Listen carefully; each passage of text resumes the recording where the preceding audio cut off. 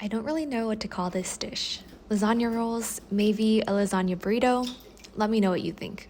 Also, before you come for me in the comments, I do acknowledge a very loose interpretation of the term lasagna is being used here.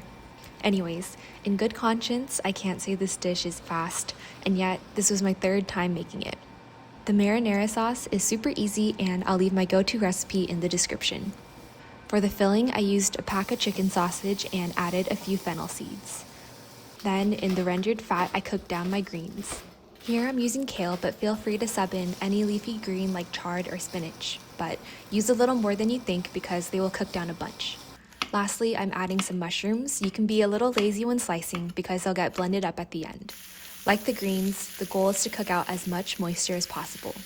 Mushrooms have a bunch, so I'm cooking them down in two parts. First sauteing the slices and then the mushroom blended mixture. Once you have your sausage, greens, and mushrooms, add ricotta, black pepper, a touch of freshly ground nutmeg, and mix well.